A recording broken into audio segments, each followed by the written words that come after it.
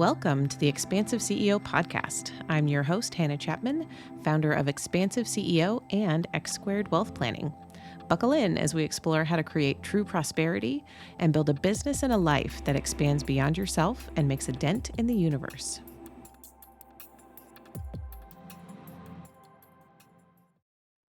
Welcome, everyone, to this week's episode of Investment Friday here on the Expansive CEO podcast. I am your host, Hannah Chapman, and I am the founder of X Squared Wealth Planning and also the founder of Expansive CEO. I am also a certified financial planner, a CFP, an accredited portfolio management advisor, APMA, and a chartered retirement planning counselor, or CRPC. And today, I'm going solo on Investment Friday. Brad's not feeling well today. I'm usually joined by Brad Haynes, the Chief Investment Officer of Juncture Wealth Strategies, but he's not feeling good. So we're all going to send all of our good vibes to Brad so he can start feeling better fast and join us again next week. This week, what I would love to talk about, since I'm here on my own and I'm the CFP in the equation between Brad and I want to talk about a financial planning topic because that's my wheelhouse and the piece that I love. And I want to specifically talk about the power of Roth. That's Roth, the power of Roth. So when we look at retirement assets, the different kinds of assets you can have in retirement, there are different tax implications for different kinds of assets. So with a traditional IRA or a traditional 401k, or a SEP IRA, SEP IRA, or a simple IRA, any of these types of accounts, those are called taxable. They're taxable assets. That means they are when you take money out in retirement, you will pay regular income taxes on those assets. They are saved into on a tax deferred basis. So when you save into a traditional IRA or a traditional 401k or a SEP IRA or a simple IRA, you get a tax deduction immediately for the amount that you put in to that account. But when you take it out, you pay taxes at that time. So it's tax deferred. Roth assets, on the other hand, are very different in how they are treated on the front side and the back side. So you can have a Roth IRA. You can also now have a Roth 401k. And as of this year, or because of the Secure Act 2.0 in 2023, actually, a new type of account was created that's a Roth SEP IRA. So we now have these several options for Roth accounts. What's different about a Roth? So a Roth, if you're not familiar with that term, means you pay taxes on the money that you put in. So you're not getting a tax deferral up front. But what happens with that Roth asset is that it grows tax deferred. And when you go to take it out in retirement, you never pay taxes on that money, on all of the growth. So every cent of growth inside of a Roth, whether that's a 401k or an IRA, all of the growth comes out tax free. This is huge. And I'm actually going to share a case study with you on this episode because the actual impact of this is mind-blowing when it's at a greater scale.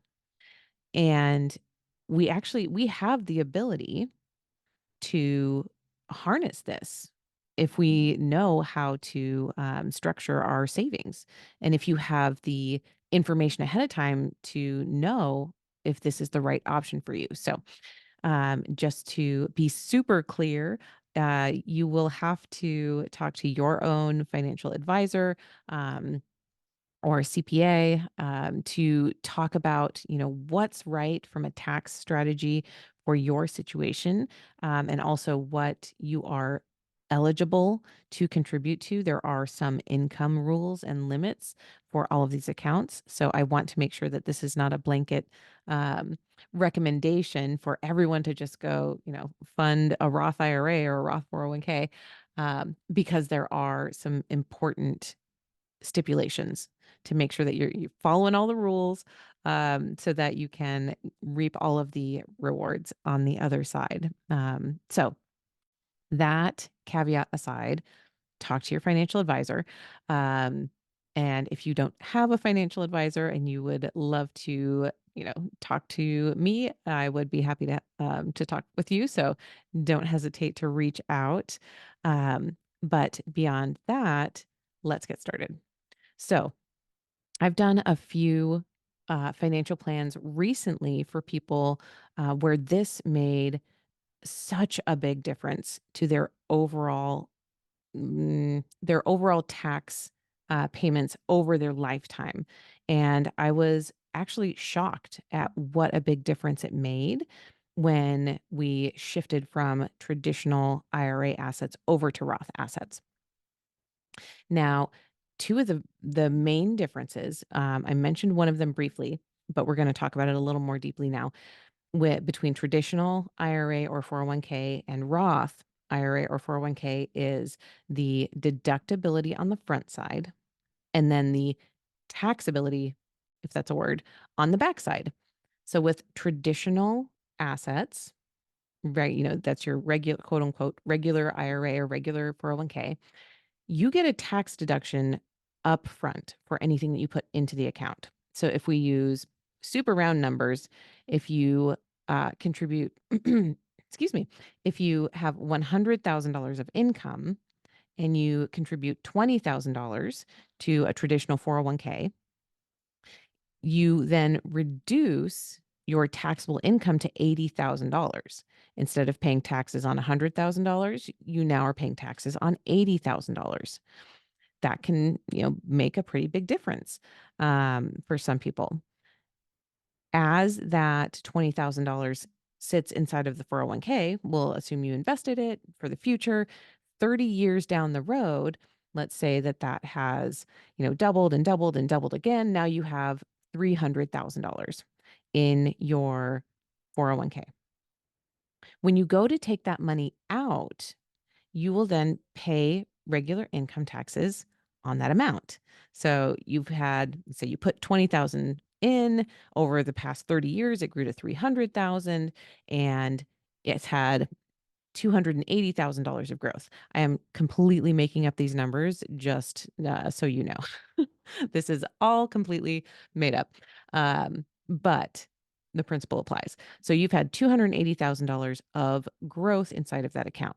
You are going to take money out of that traditional 401k, and let's say you take 20,000 back out, you're now going to pay taxes at your current tax rate on that money. So whatever tax rates are 30 years down the road, that's how much tax you're going to pay on that $20,000. And the other stipulation here is that with traditional 401k or traditional IRA assets, you also are required to start taking money out at some point. And this just changed. So it used to be age 72. That once you hit age 72, you are required to start taking distributions out of your traditional IRA. And it just shifted this year, starting in 2023, to age 73. So, if you're younger than that right now, just know that the new RMD age is 73 years old. But if you are saving a lot, and this is going to go into the case study that I wanted to share with you, you will actually have a very high RMD or required minimum distribution that you'll have to take out of your account once you reach that age. And I'll go over the numbers for this case study a little bit later. But just know that that's a piece of why this matters. The fact that you will be forced to take money out.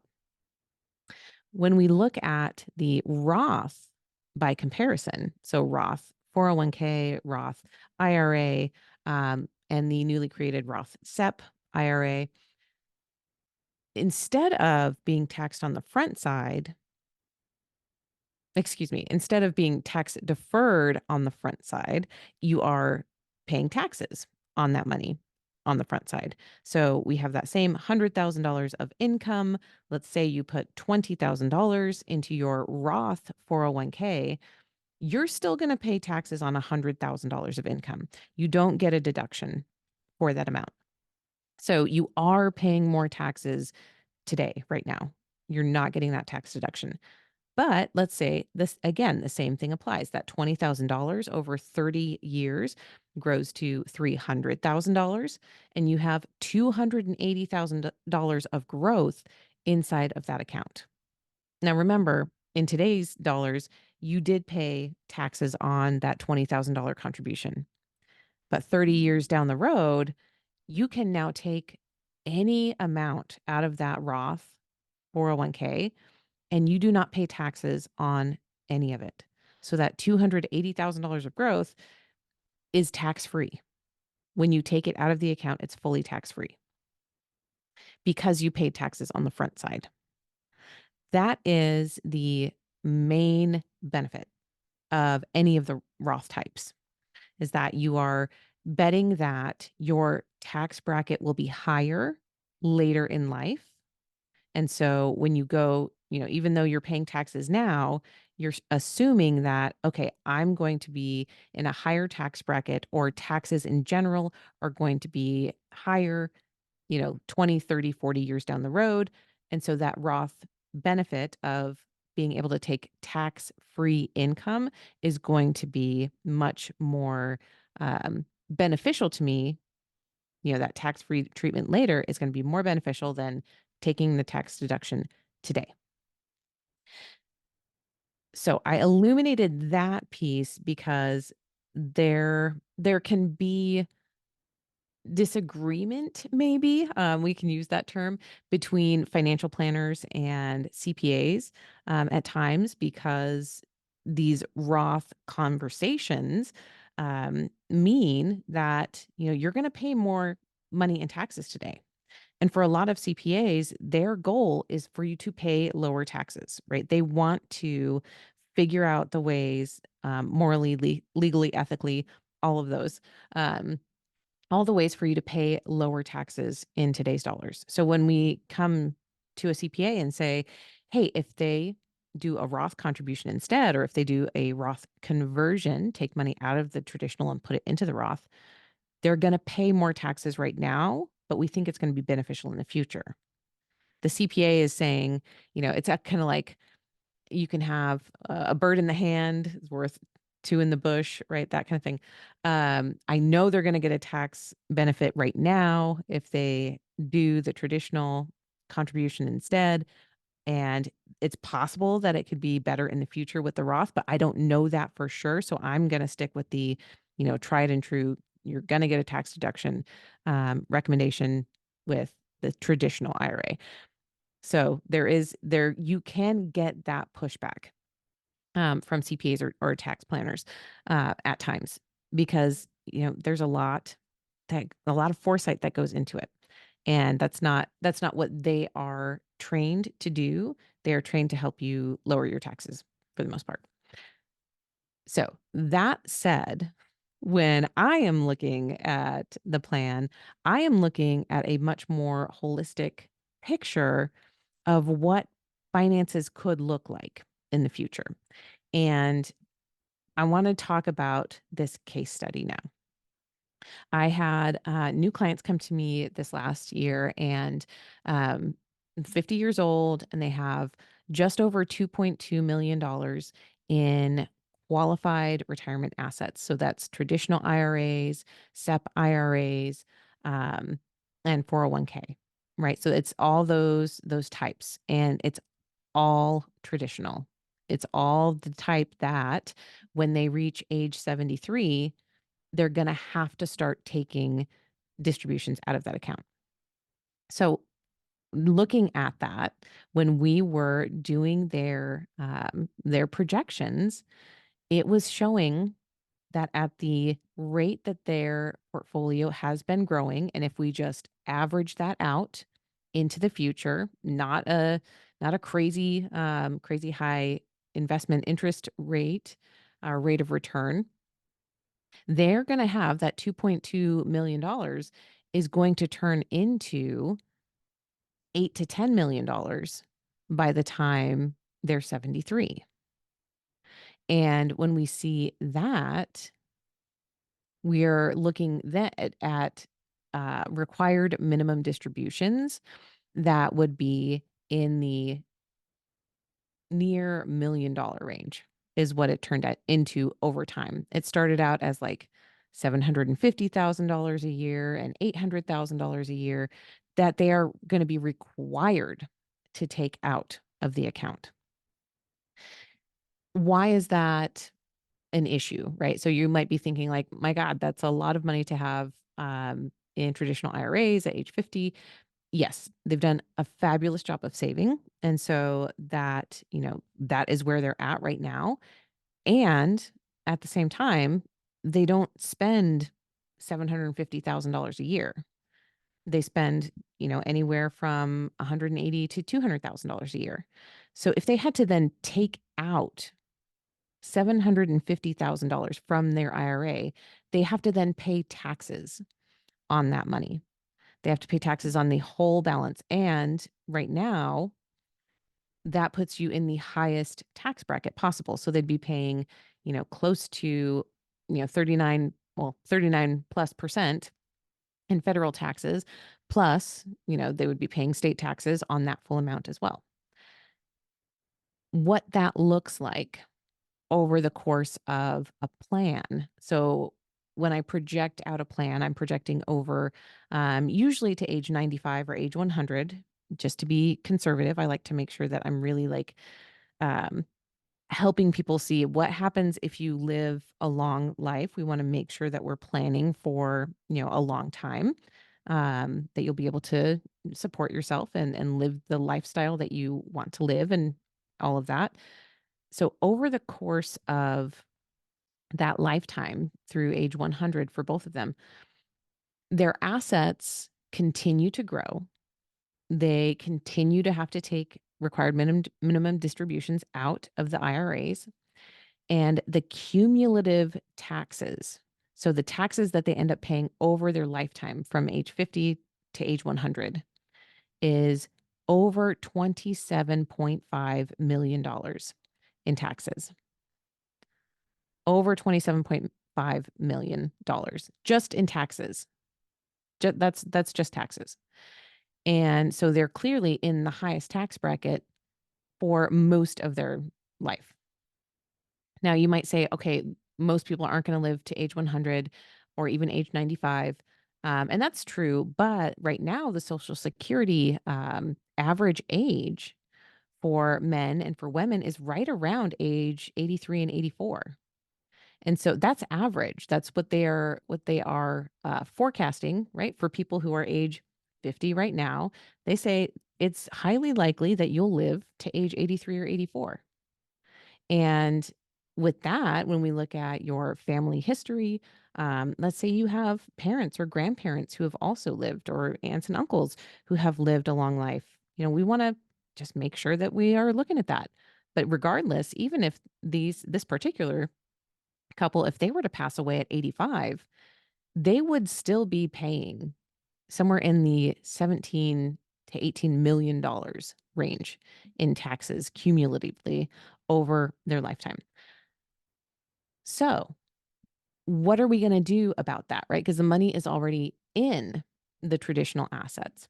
With this particular couple, what we're looking at and the recommendation um, that we talked about a little bit was, what happens if you take money out of your traditional IRAs each year and convert it into your Roth IRAs? And so we looked at lots of different options for this. And what it ended up looking like was that, if they do any sort of strategy that gets the majority of those traditional IRA assets converted into their Roth IRAs, their cumulative tax, again, from age 50 to 100, over their lifetimes would drop down to $3.2 million. That's $24.3 million less in taxes paid over their lifetime just by doing this conversion strategy to get money into the Roth IRAs where they grow tax-free for the rest of their lives. So I don't know about you, but that was such a huge shift. I was floored by how big of a difference that made um, for someone who has $2.2 million in traditional IRA assets right now. So if you have more than that, your tax situation is going to be even more magnified over time. So the other aspect here is that when the assets are growing tax free over the lifetime of these accounts, the total portfolio asset looks like, so all the way, again, all the way to age 100. In the first scenario where everything's in traditional IRA assets, they're passing away at age 100 with just over $121 million of assets. In the second scenario, where we've done Roth conversions and we've gotten everything out of the traditional IRAs into Roth IRAs, the total portfolio assets left is $173.5 million. So that's $52 million more without changing anything else at all. The only change is shifting from traditional to Roth. And that aspect. So you're paying $24 million less in taxes and you're ending up with $52 million more in your total portfolio at death. Now, why, these are such big numbers and we're talking about we're talking about a lot of money here. What is that? What does it matter? $52 million when you've already got 100 and what did I say? 121 million. Um, why would you want 173.5 million instead? Well, I would say that what you can do with that additional $52 million is immeasurable, right? Because it's not even just at the end of life. They're likely going to have a large portfolio at the end of their life. But that means all along the way, there is constantly, right? Their portfolio has grown more and it's growing faster. They always have more opportunity throughout their entire life to give back more. This couple is very, very philanthropic, and that's a big part of their heart is to, support causes that really matter to them. And so seeing those extra dollars is like, oh, that's $52 million more that can go to all of these places that I care about. And even if it's not left at the very end, that's money that you can use over your lifetime to support the causes that matter to you, to live the life, right, that you want to live, to travel to the places that you want to travel to, all of those things that matter, to leave money to your family in the way that you want to. All of those things are valid and they are important to think about when we were doing this kind of planning. And it's such a significant shift. And at the very end of it, right, those are Roth IRA assets. Most of that $173 million, a really significant portion of that is Roth IRA assets, which, when passed down, also, right, it's tax free to the beneficiaries. So this is just like, it's a win on so many levels, and it's amazing. So those were the numbers that we got to play with. And what does that mean in the interim? Because it's not, you don't get to do that for free. It's not like, oh, well, let's just, take money out of the traditional IRAs then and put it all in Roth IRA. You do have to pay taxes on any conversion. And so that's the calculation that you have to decipher what's going to work for you. Because when you take money out of your traditional IRA, you are allowed to convert over to your Roth IRA, but you have to pay taxes on that money. So let's say in this case, we have again that around 2.2 million in traditional IRA assets. One of the recommendations was starting in a couple of years, consider converting $100,000 from each person's traditional IRA to their Roth IRA. And so that's $200,000 total per year. So what we're doing is we're adding $200,000 per year to their taxable income. And that's a significant amount. It's not to say that you're going to you're not going to notice the taxes on $200,000. Okay. So what it does is it does increase their taxable income to the point where they have to pay roughly $50,000, $60,000 more in taxes upfront. If that's something that is easy for you to absorb, which again, they can do that. They can pay the taxes from a different account, or they could pay the taxes from income. If you can do that and convert the entire, $200,000 into the Roth IRA where it can grow, that's where you get the most, we'll say, bang for your buck with this strategy. So if you don't have the means to pay that big of a tax bill at tax time next year, then you play with it a little bit. Okay, what happens if you convert 25,000 or 50,000? Are you able to pay the taxes on that conversion so that you can get 50,000 into the Roth IRA, for example? And if you do that consistently over time, you will be so amazed at the growth, right? So again, same growth strategy in the traditional IRA or Roth IRA. If you invest them the same way, you're going to have an asset in that Roth IRA that allows you to take income anytime without changing your taxable income. No taxation at all on that Roth IRA as long as again, follow all the right Roth IRA rules. I really want to emphasize how important it is to have these different buckets when you get to retirement age. And so that even if, let's say, you don't have the ability to, or don't end up transferring all of your traditional IRA money into Roth, it means that when you do take money out of your traditional IRA, let's say you hit, you take 100,000 or a couple 100,000 out of your traditional IRA and you don't want to pay any more taxes this year. You don't want to have any more taxable income. And then you have this Roth IRA that also has, probably millions of dollars in it at this point if you've been, funding it for, 20 or 30 years. You can then take money, you can supplement your income with non-taxable withdrawals, and it's awesome.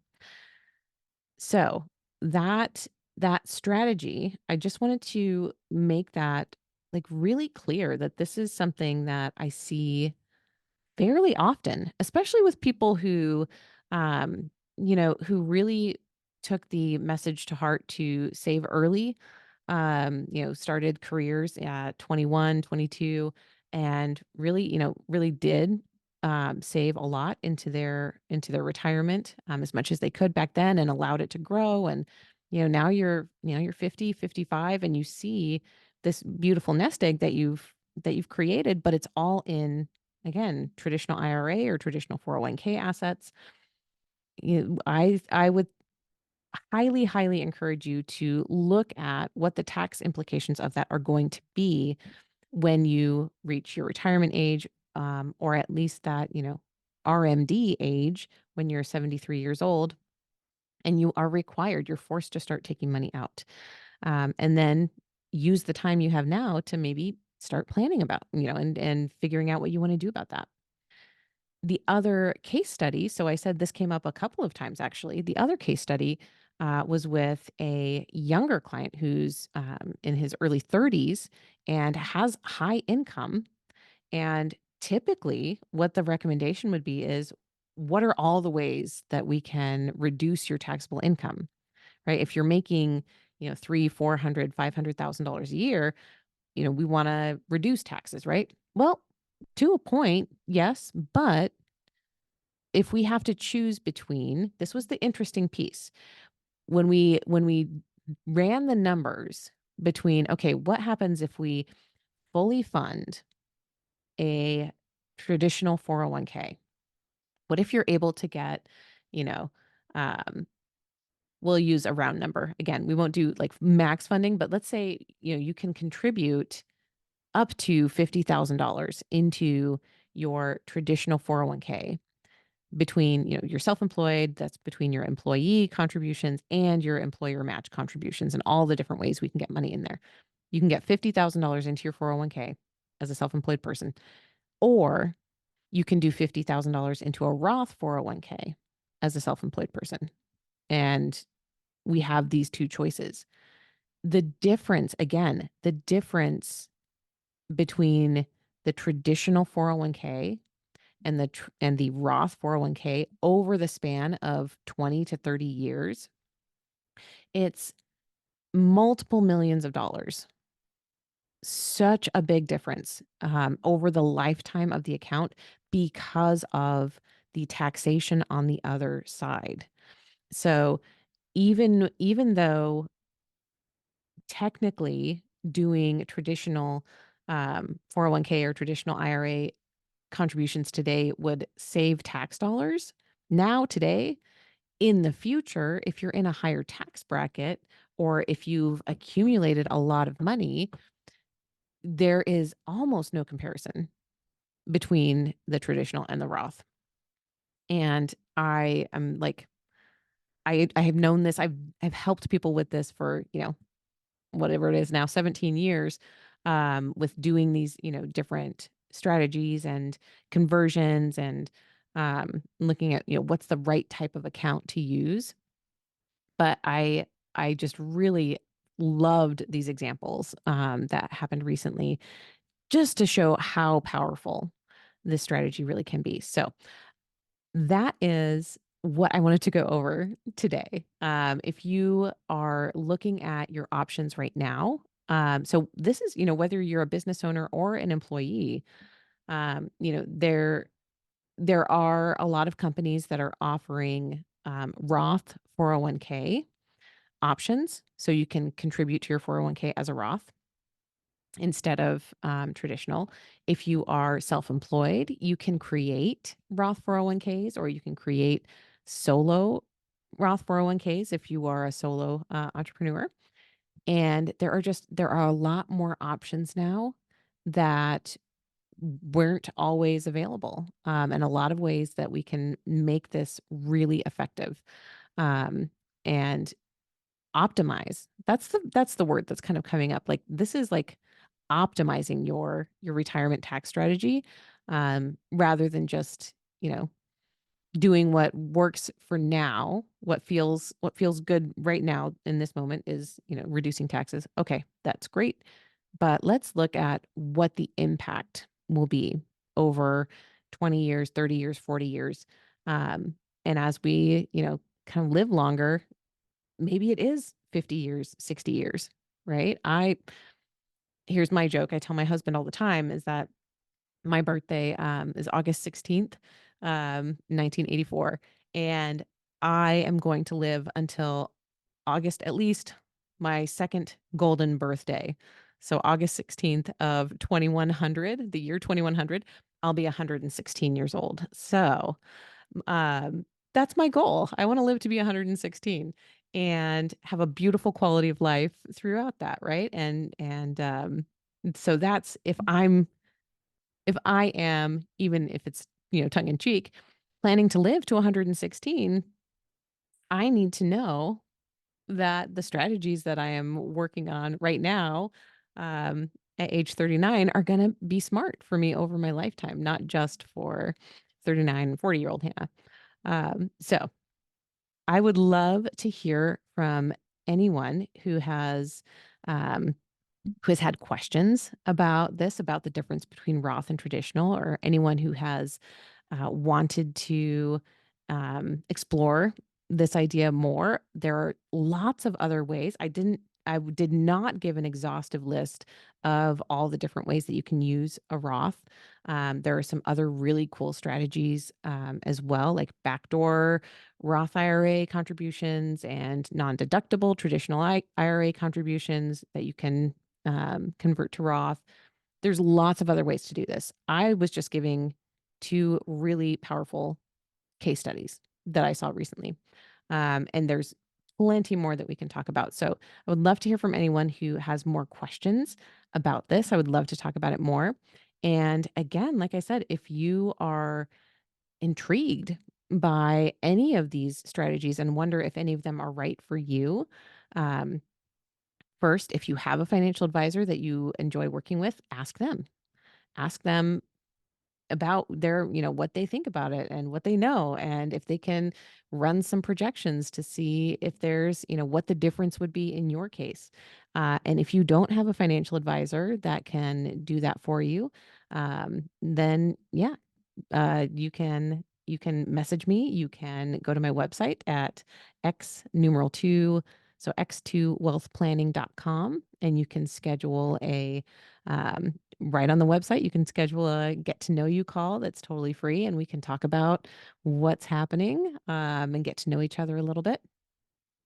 And otherwise, yeah, there are so many resources out there. You can go ahead and, look things up online and find out for yourself as well. So again, look at this for yourself. Ask your financial advisor if this is right for you.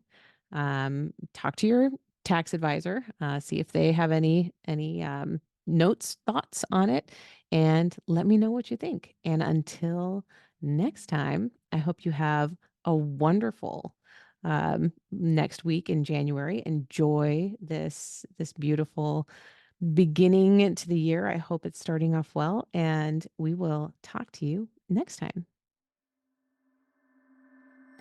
That's it for this episode.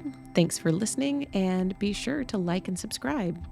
And again, if anything resonated with you from this episode, I would love to hear from you.